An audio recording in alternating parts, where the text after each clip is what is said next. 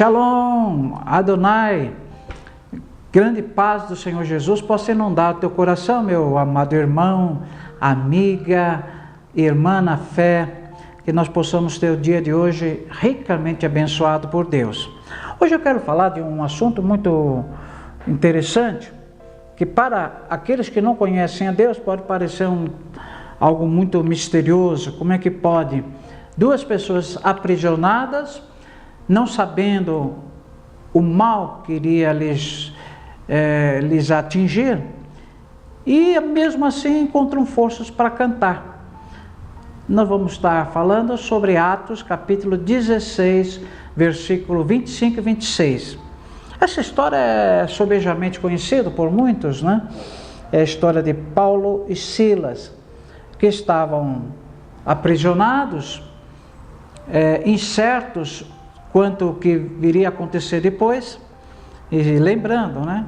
Estavam aprisionados por pregar o Evangelho, não é porque tinham cometido algum delito, nada em relação a isso. Mas vamos lá. Primeiro eu quero analisar o quadro em que esses dois homens estavam. Primeiro aspecto, eles eram judeus, mas também ambos, Paulo e Silas, tinham a cidadania romana. E o final disso é que eram cristãos também, haviam aceitado a Jesus como seu Salvador. Eles têm em comum que a sua mensagem desafiava os religiosos dos seus dias. Pode parecer um paradoxo, né? Pregavam o Evangelho e confrontavam os religiosos, que deveriam ser os mensageiros dessas boas novas. Agora vamos analisar um pouquinho as circunstâncias em que eles se encontravam quando cantaram. O primeiro aspecto, diz o texto bíblico, que era à meia-noite. Isso sugere um pior momento, porque a meia-noite tem um simbolismo do pior momento, do pior horário. Então nós encontramos aqui essa circunstância que marca o momento em que aconteceu um grande milagre na vida de Paulo e Silas, encarcerados. Devemos entender também que ao anunciar o Evangelho e a renunciar que não iriam parar de anunciar as boas novas, eles tinham sido espancados e aprisionados. Então encontramos eles agora numa situação que teriam qualquer outras pessoas motivos para se calarem, ou para então não ter motivo para cantar, mas eles não. Nessas circunstâncias adversas, parece que foi o fato motivador de terem sido espancados, de ter sido a pior hora para eles cantarem, mas aqui nos mostra exatamente o contrário.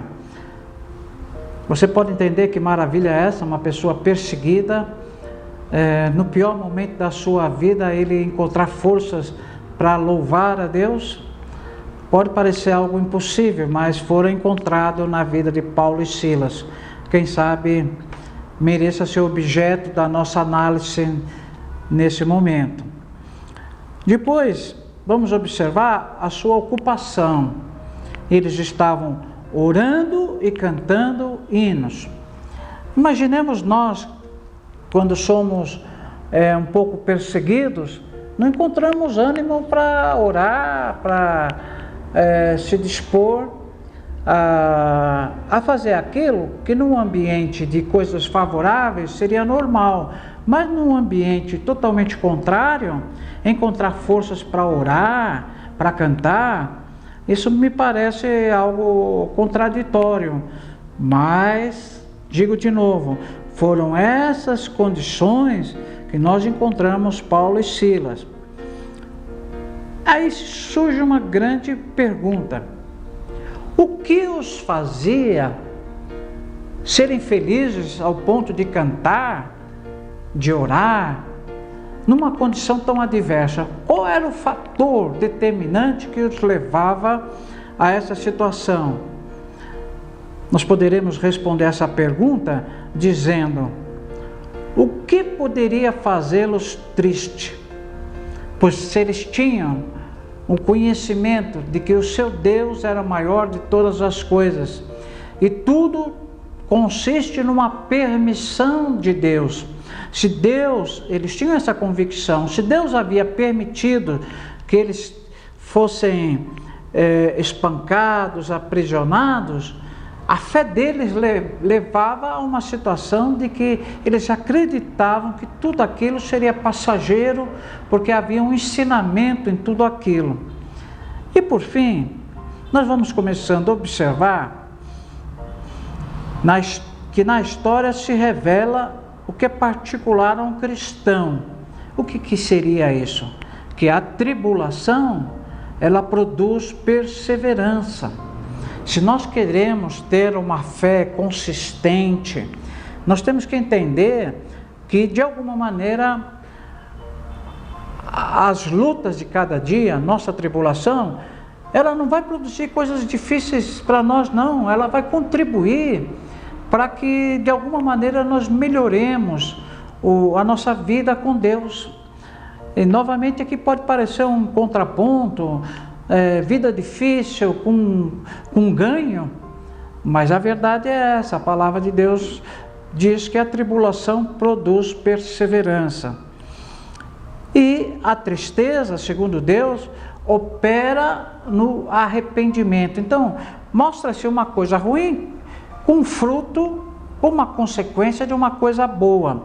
Se nós entendermos que o caminhar com Deus será uma constante escola para nós, tudo que vier sobre nós, nós temos que entender não o porquê está acontecendo isso, mas para que Deus está permitindo isso.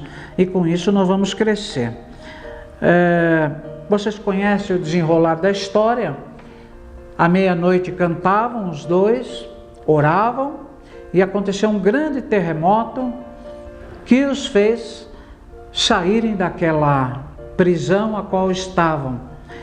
Eu oro a Deus para que a tua vida, quem sabe, se encontra numa situação adversa também, você se sente como aprisionado, permita a Deus que você encontre forças para cantar na hora difícil, porque Deus já tem determinado um grande milagre sobre a tua vida, mas para isso você tem que entender que a tua vida está na mão de Deus, e é por isso que Ele tem o momento certo de agir. As situações adversas, elas virão para o teu crescimento, porque você será certamente usado em Deus para ajudar pessoas que estão vivendo dias difíceis. Você vai poder ser uma testemunha de alguém que passou por situações adversas e que hoje está completamente livre, porque Deus fez um sobrenatural, assim como fez para Paulo e Silas, ocasionando um terremoto onde as cadeias caíram no chão e eles puderam escapar. Assim será na tua vida. Um grande escape de Deus virá sobre você. Creia nisso, confie em Deus. As lutas vêm, mas passam, irmãos. Continua perseverante quanto à tua fé. Que Deus te abençoe no dia de hoje e que você possa, nos momentos de dor, não murmurar, mas cantar um hino ao nosso Deus. Que Deus te abençoe e fique na grande paz do Senhor Jesus.